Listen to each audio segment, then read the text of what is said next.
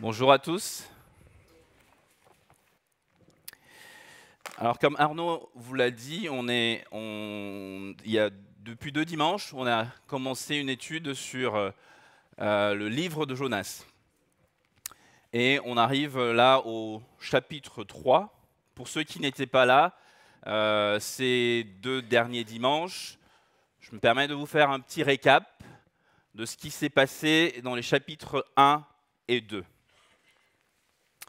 Donc le livre de Jonas, c'est un livre prophétique, et Jonas est celui qui a écrit ce livre qui porte son nom. Et dans ce livre, contrairement à ce qui se passe dans les autres livres prophétiques, où on voit des oracles de l'Éternel sur le futur, ce livre nous raconte surtout l'histoire d'un prophète un peu particulier, Jonas. Et au-delà de son histoire, au-delà de l'histoire de Jonas, ou plutôt à travers l'histoire de Jonas, c'est surtout le caractère de Dieu qui nous est révélé dans ce livre. Sa compassion, sa grande bonté pour toute sa créature, sa miséricorde, sa souveraineté, l'étendue de sa grâce. Et au chapitre 1, Dieu transmet un message à Jonas pour qu'il aille l'annoncer à Ninive. Curieusement, Jonas refuse. Pourtant, c'est quand même le job d'un prophète, n'est-ce pas, de recevoir le message de Dieu pour le transmettre à son peuple. On ne sait pas encore pour quelle raison Jonas refuse. En tout cas, il prend la direction opposée et s'en va le plus loin possible de Ninive.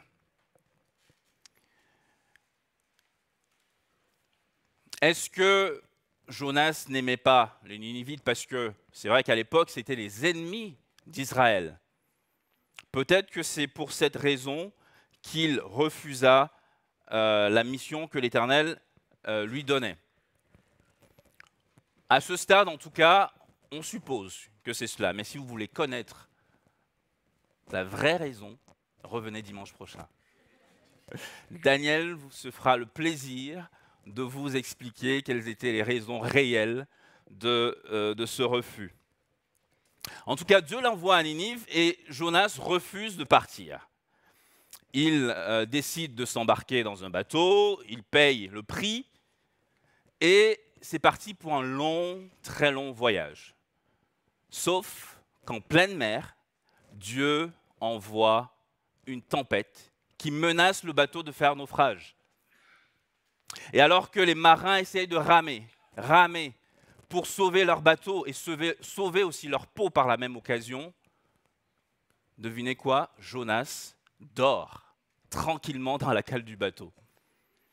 Et le capitaine le trouve et lui demande de se réveiller, de se lever, d'invoquer son Dieu s'il en avait un. Et qui sait, peut-être que son Dieu se souciera d'eux et ne permettra pas qu'il meure et qu'il soit plutôt sauvé. Mais Jonas, qui savait exactement ce qui se passait, leur dit « Ne vous fatiguez pas, les amis, ne vous fatiguez pas, c'est à cause de moi que vous avez ce malheur. C'est à cause de moi que cette tempête arrive. Parce que je suis justement en train de fuir loin de mon Dieu. Mais quel est ton Dieu? Mon Dieu, c'est le Dieu du ciel, qui a fait le ciel, qui a fait la terre et la mer, leur dit Jonas. Votre seule chance de survie, c'est de me jeter par-dessus bord. » Les marins, un peu perplexes, regardaient peut-être Jonas comme un illuminé, essayaient encore de ramer pour atteindre la terre ferme. Mais quand ils virent que c'était impossible et que cette tempête n'avait pas l'air d'être comme celle qu'ils ont déjà vécue, ils décidèrent par dépit de jeter Jonas dans la mer. Et évidemment, la tempête se calma et les marins rendirent gloire à ce Dieu-là qu'ils ne connaissaient pas. Pendant ce temps, Jonas coula et plus il s'enfonça dans la mer, Dieu envoya une capsule de survie, j'aime le terme qu'a employé Jean-Marc dimanche dernier, cette capsule de survie, ce gros poisson qui avale Jonas pour le protéger, pour qu'il ne se noie pas. Et Jonas y passe 3 jours et 3 nuits. 3 jours et 3 nuits qui lui donnent l'occasion de réfléchir à ce qui s'était passé, mais aussi de prier et de se repentir. Et au bout de 3 jours, Dieu commande aux poissons de recracher Jonas vivant sur la terre ferme. Et on arrive là au chapitre 3. Donc je vous invite donc à ouvrir vos Bibles, chapitre 3 de Jonas. Pour ceux qui ont ces versions qui sont sur les bancs, c'est à la page 595. Je vais lire.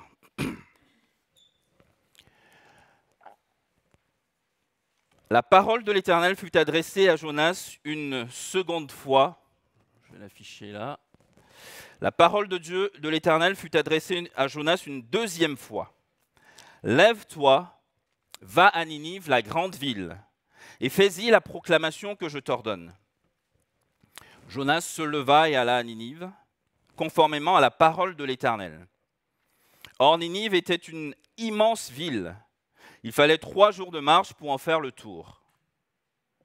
Jonas fit d'abord dans la ville une journée de marche. Il proclamait « Dans 40 jours, Ninive sera détruite ». Les habitants de Ninive crurent à Dieu. Ils proclamèrent un jeûne et s'habillèrent de sacs, depuis les plus grands jusqu'aux plus petits. Le roi de Ninive apprit la nouvelle. Il se leva de son trône, retira son manteau et se couvrit d'un sac et s'assit sur la cendre. Et il fit faire dans Ninive cette proclamation. Par ordre du roi et de ses grands, que les hommes et les bêtes, les bœufs et les brebis ne goûtent de rien, ne mangent pas et ne boivent pas d'eau. Que les hommes et les bêtes soient couverts de sacs, qu'ils crient à Dieu avec force et qu'ils renoncent tous à leur mauvaise conduite et aux actes de violence dont leurs mains sont coupables. Qui sait? Qui sait si Dieu ne se ravisera pas et s'il ne reviendra pas sur sa décision, s'il ne renoncera pas à son ardente colère, de sorte que nous ne mourions pas. Verset 10. Dieu vit ce qu'ils faisaient. Il vit qu'ils renonçaient à leur mauvaise conduite. Alors Dieu regretta le mal dont il les avait menacés et il ne le fit pas. Amen.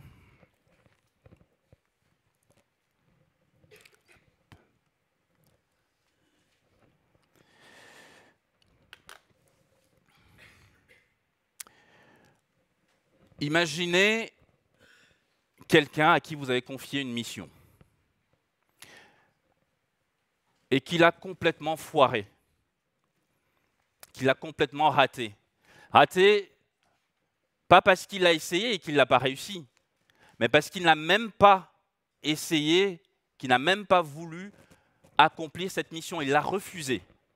Pire, il s'est enfui, se mettant en danger, vous obligeant à déployer vos ressources pour aller le chercher, l'arracher au danger et le ramener littéralement à la vie. Qu'auriez-vous fait d'une telle personne?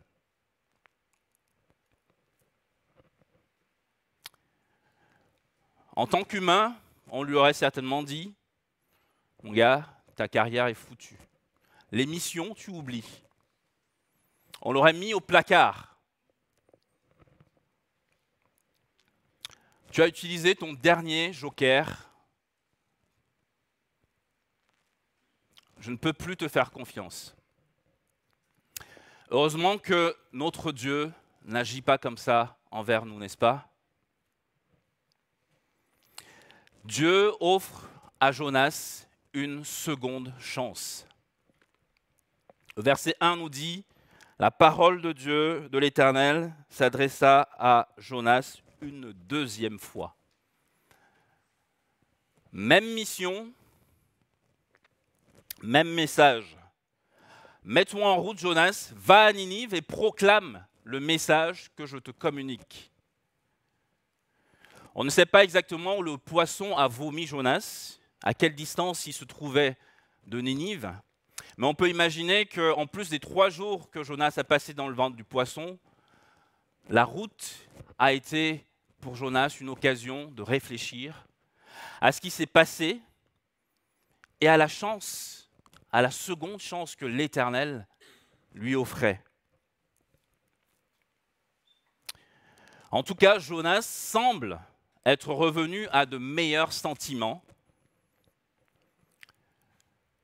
et il obéit donc à l'ordre de l'Éternel. Et on nous dit dans le texte qu'il alla, au verset 3, Jonas se leva et alla à Ninive conformément à la parole de l'Éternel et il proclamait le message que Dieu lui avait donné. Quel est donc ce message ? Encore 40 jours et Ninive sera détruite. Encore 40 jours et une catastrophe arrivera dans la ville. Dans 40 jours, vous êtes tous grillés. Peut-être que Jonas se souvenait de comment Dieu avait détruit Sodome et Gomorrhe. Dans 40 jours, vous êtes foutus. On ne nous dit pas si Jonas a dit autre chose que cela, ou si c'était juste ce message, 6 mots. Encore 40 jours, Ninive sera détruite. Mais ce message communiqué par Dieu lui-même, au moyen de son prophète, va bouleverser tout un pays. On assiste ici à une sorte de réveil spirituel extraordinaire de la part des Ninivites, y compris de leur roi. Pour vous rendre compte, imaginez qu'après une prédication, notre président, accompagné de ses ministres, au journal de TF1, s'humilie publiquement et proclame un jour de jeûne pour toute la France. Ce serait magnifique, non ?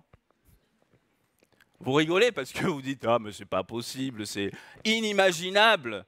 C'est vrai, c'est incroyable. Mais c'est ce qui arriva ici dans cette histoire. C'est quand même incroyable, surtout quand on sait qui étaient les Ninivites.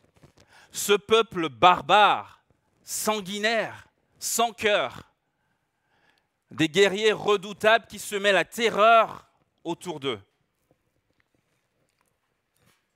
Et là arrive un petit gars d'Israël, tout seul, et qui vient oser les défier en leur disant « Dans 40 jours, vous êtes foutus ». En temps normal, on l'aurait attrapé, étripé, pendu peut-être sur la place de la ville. Mais là, quelque chose d'extraordinaire se passe et les habitants de Ninive croient en Dieu. Est-ce qu'ils avaient eu vent de ce qui s'était passé dans la vie de Jonas ? La Bible ne nous le dit pas. Est-ce que Jonas leur a raconté son témoignage ? Est-ce qu'au sortir du ventre du poisson, quand Jonas arriva, sa peau était encore peut-être toute blanchâtre et bizarre, ce qui attira l'attention de ses auditeurs sur ce personnage un peu étrange ?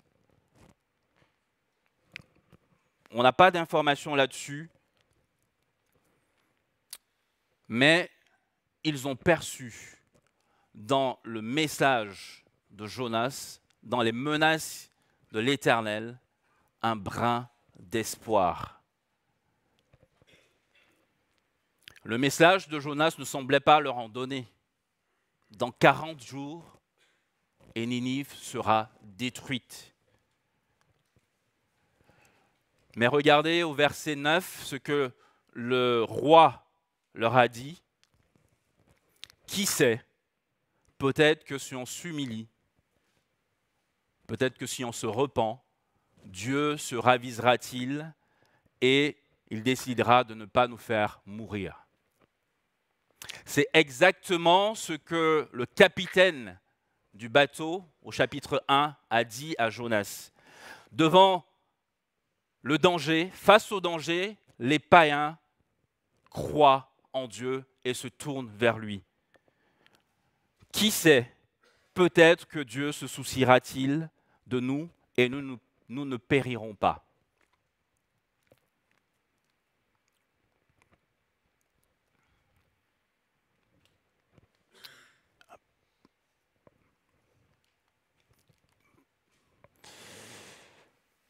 Les Ninivites, quelles que soient leurs conditions sociales, publièrent un jeûne et se revêtirent de toile de sac.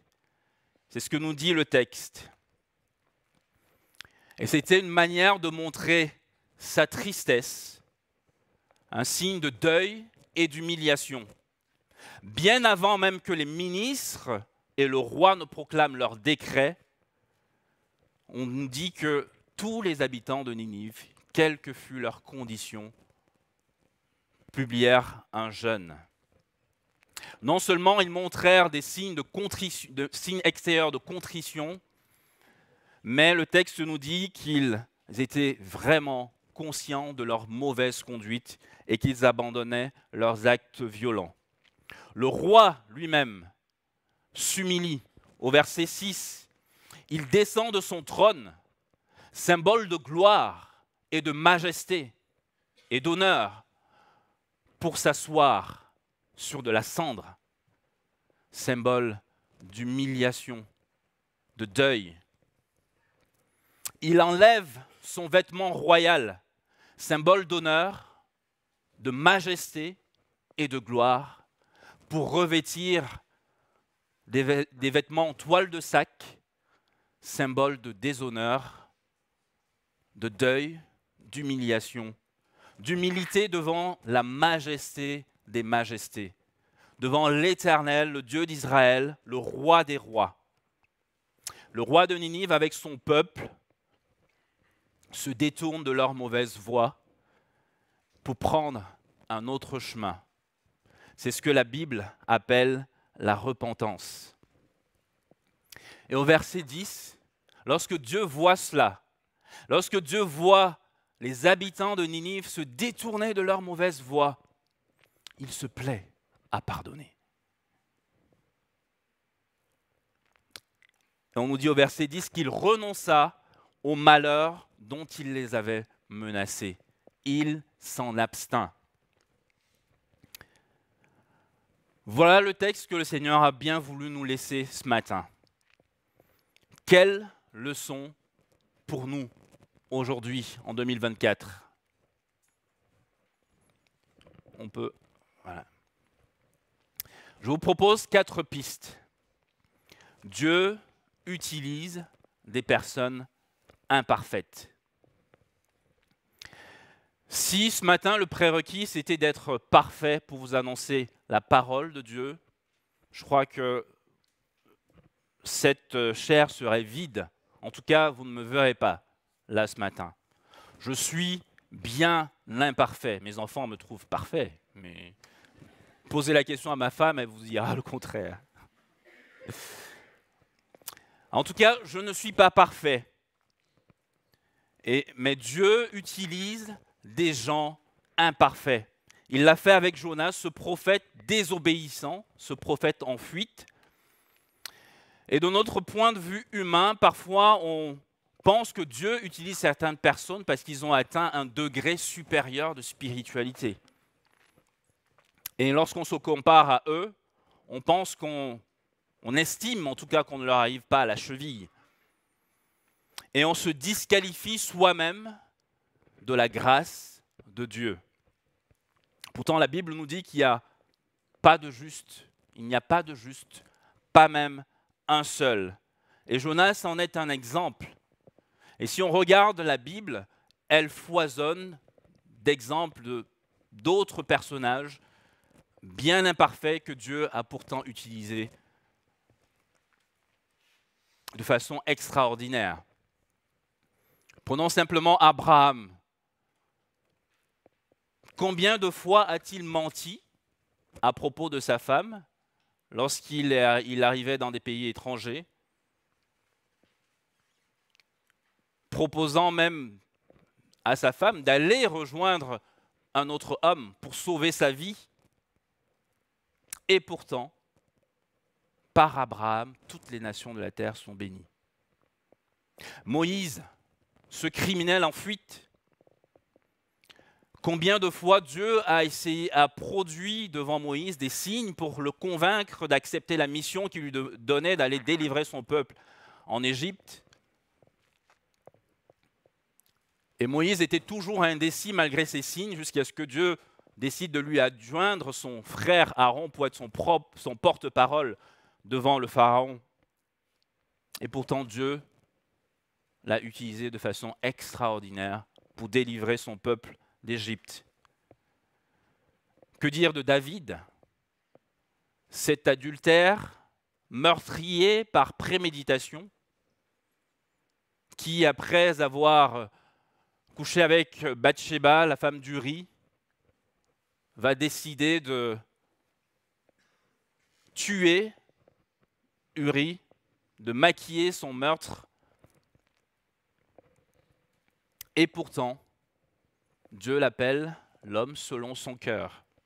Et c'est par lui que viendra le Messie.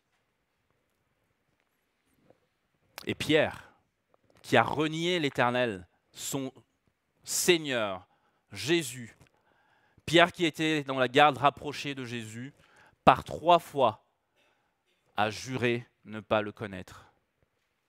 Et pourtant, il va devenir le fer de lance de l'Église primitive. Que dire de Saul de Tarse, qui a persécuté l'Église avant de devenir Paul, apôtre de Jésus-Christ et prédicateur de l'Évangile. Alors, tu penses que ton passé peut, ou ce que tu as pu faire dans ta vie est un problème pour la grâce de Dieu?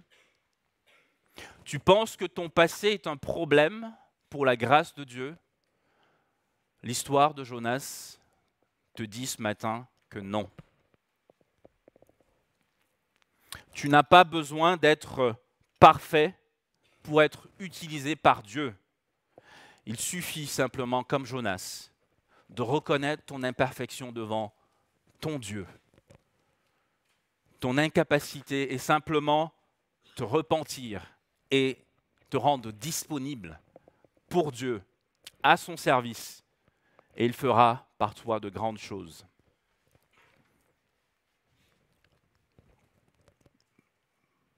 Pardon. Dieu est le Dieu de la énième chance. Avec nos yeux humains, parfois pour certaines personnes, on pense que c'est foutu. Comme Jonas le pensait peut-être pour les Ninivites. Foutu parce qu'il n'y a plus d'espoir, parce que ce qu'ils ont fait dans leur vie, c'est tellement gros, tellement impardonnable. En gros, Dieu peut me sauver, mais les autres, en tout cas, ceux qui font des choses terribles, non. C'est impossible que Dieu les sauve. Parce que lorsqu'on se compare à certaines personnes,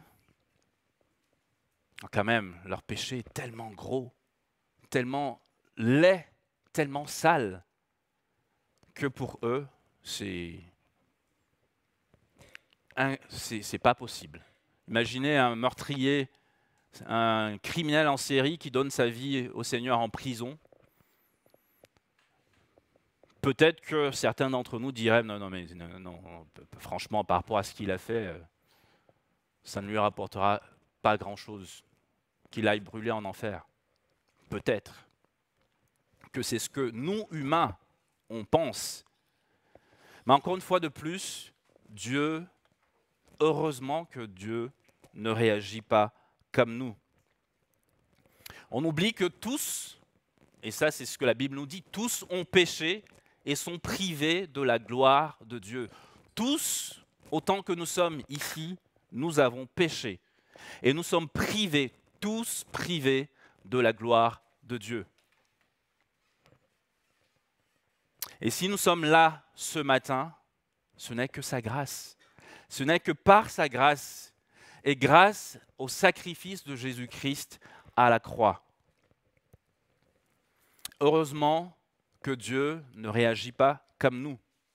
Dieu est le Dieu, notre Dieu est le Dieu qui nous offre une seconde chance, une troisième, une quatrième, une dixième, une énième chance.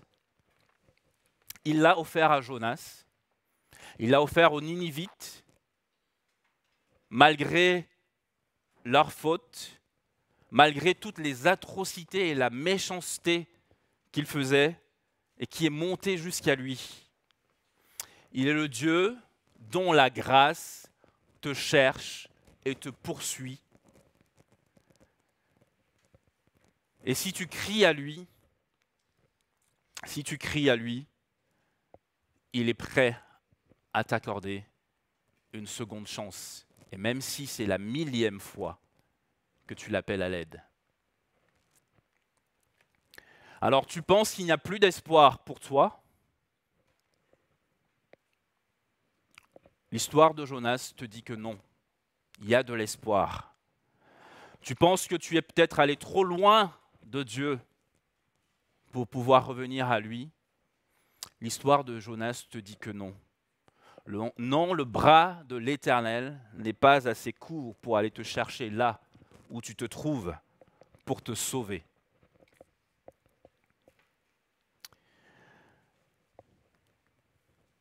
Le message annoncé aux Ninivites était simple, court. Dans 40 jours, et Ninive sera détruite. Comme ce message annoncé à Ninive, le message que Dieu nous a laissé dans sa parole est simple. Il se résume en ceci, Jean 3,16. Car Dieu a tant aimé le monde qu'il a donné son Fils unique pour que ceux qui placent leur confiance en lui échappent à la perdition et qu'ils aient la vie éternelle. Cela suppose que celui qui ne croit pas n'a pas la vie. C'est d'ailleurs ce que nous dit la parole, toujours dans le chapitre 3 de Jean, au verset 36. Celui qui ne croit pas, qui ne met pas sa confiance dans le Fils, n'a pas la vie, mais la colère de Dieu demeure sur lui.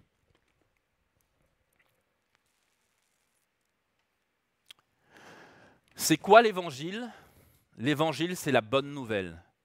La bonne nouvelle, c'est que Dieu t'aime. Dieu a tant aimé le monde, Dieu a tant aimé les Ninivites, Dieu a tant aimé Jonas, Dieu m'a tant aimé, Dieu a tant aimé Grenoble, Dieu t'a tant aimé, toi qui m'écoutes ce matin. Et souvent le mensonge de celui que la Bible appelle l'ennemi, le diable ou Satan, c'est de nous faire croire que Dieu ne nous aime pas, que Dieu ne veut pas notre bonheur, qu'il est contre nous. Alors c'est à nous de prendre en main notre vie, le contrôle de notre vie, pour faire mieux que ce que Dieu avait prévu pour nous. Non, c'est un gros mensonge. Dieu nous aime, et la Bible nous le dit suffisamment, à tel point que lorsque nous étions encore éloignés de lui, Christ, son Fils, son propre Fils, son unique, est mort à notre place. Dieu pardonne, mais il ne tient pas le coupable pour innocent. Il est saint et le péché doit être puni. On a vu que tous, ici, nous avons péché et nous sommes privés de la gloire de Dieu. Mais la bonne nouvelle de l'Évangile, c'est que nous n'avons plus à redouter cette punition. Pourquoi? Parce que Jésus-Christ a été châtié à notre place. Amen. Jésus a été châtié pour moi, pour toi, pour que tu n'aies plus à supporter l'ardente colère de Dieu.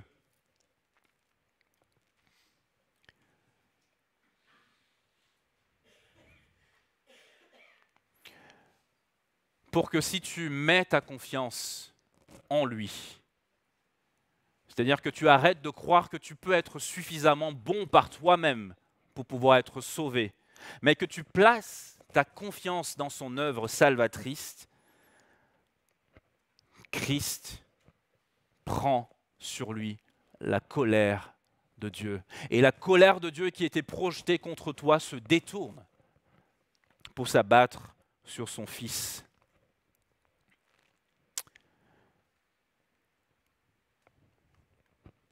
Enfin, Dieu se plaît à pardonner. La première réaction de Dieu face à sa créature sera toujours l'amour. Le jugement de Dieu n'intervient qu'en dernier recours. La preuve, c'est que nous sommes encore vivants sur cette terre, malgré les horreurs qui se produisent dans notre monde. Dieu se plaît à faire grâce. Et s'il y a quelque chose qu'on doit retenir ce matin, c'est ceci. Dieu est un Dieu de grâce. C'est dans sa nature même. C'est dans sa nature même que de nous pardonner. Lorsque Dieu se présente à Moïse, regardez comment il se définit lui-même. Exode 34, versets 6 à 7. L'Éternel, un Dieu plein de compassion et de grâce, lent à la colère, riche en amour et en fidélité. Il pardonne quoi? Le crime, pas un simple péché. Il pardonne le crime, il pardonne la faute, il pardonne le péché, mais ne tient pas le coupable pour innocent. Oui, Dieu se plaît à pardonner. Et quand Dieu envoie Jonas crier ses menaces contre cette ville, vous savez quoi? Son intention première n'est pas de la détruire. Lorsque Dieu envoie Jonas menacer les Ninivites, son intention première est de la sauver, de les sauver. Le but des menaces de Dieu, c'est d'éveiller les consciences, c'est de réveiller les Ninivites, c'est de créer en eux le changement nécessaire. Et Dieu l'avait prédit par ses prophètes. Dans Jérémie 18, les versets 7 à 8, Dieu parle et dit « Parfois je parle à propos d'une nation ou d'un royaume, d'arracher ou de démolir et de détruire. Écoutez, mais si la nation dont j'ai parlé renonce à son mauvais comportement, qu'est-ce que Dieu fait? Je renoncerai au mal que j'avais prévu de lui faire. » C'est exactement ce que Dieu a fait à propos des Ninivites. C'est exactement ce que Dieu peut faire dans ta vie. Dieu ne prend pas plaisir à la mort du méchant, nous dit la Bible. Ézéchiel 18, 23 le dit. Ézéchiel 33, verset 11 aussi, que je vais lire. Dis-leur, aussi vrai que je suis vivant, déclare le Seigneur l'Éternel, je ne prends pas plaisir à voir le méchant mourir, mais quoi? À le voir changer de conduite et vivre. Renoncez à votre mauvaise conduite. Pourquoi devriez-vous mourir, communauté d'Israël? Pourquoi devrions-nous mourir, communauté de Grenoble? Encore 40 jours et Ninive sera détruite. Eh bien, combien de temps nous reste-t-il à nous qui sommes ici ce matin? Combien de temps reste-t-il à notre monde? La Bible nous dit que notre monde aura une fin. C'est pour quand? Pour les Ninivites, c'était dans 40 jours. Et pour nous, combien de temps nous reste-t-il 100 ans? 10 ans? Quelques années? Quelques jours? Peut-être que pour toi ce matin, je ne vais pas plomber l'ambiance, hein, excusez-moi, mais peut-être qu'il ne te reste que quelques heures.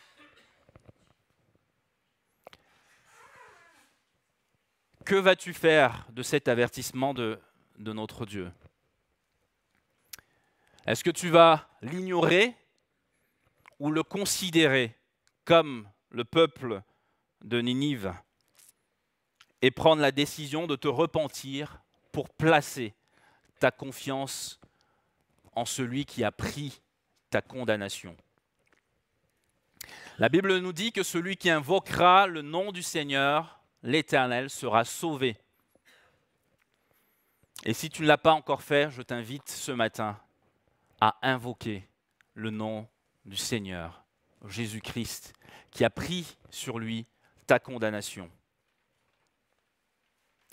afin que l'Éternel, comme il l'a fait pour les Ninivites, qu'il détourne sa colère. Parce que sa colère a déjà été posée sur son Fils. Je vous invite à prier.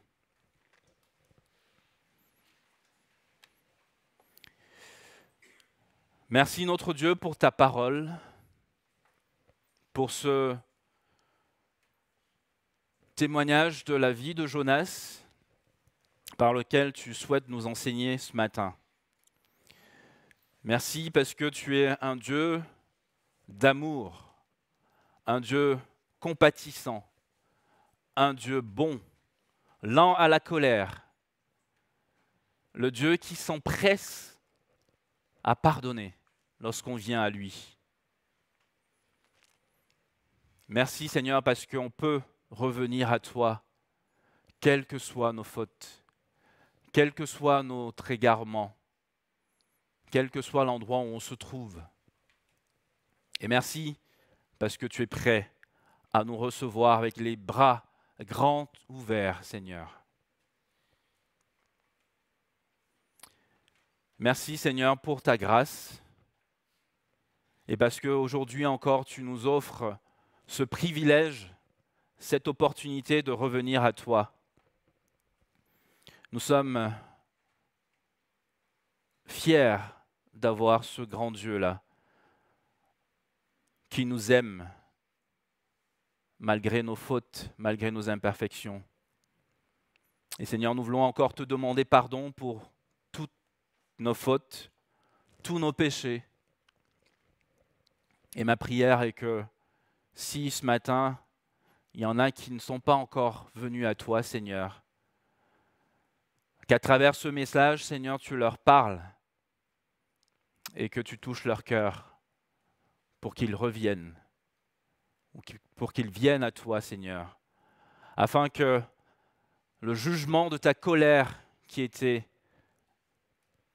orienté sur eux se détourne sur ton Fils qui a été châtié à la croix pour que nous ne puissions plus jamais être châtiés.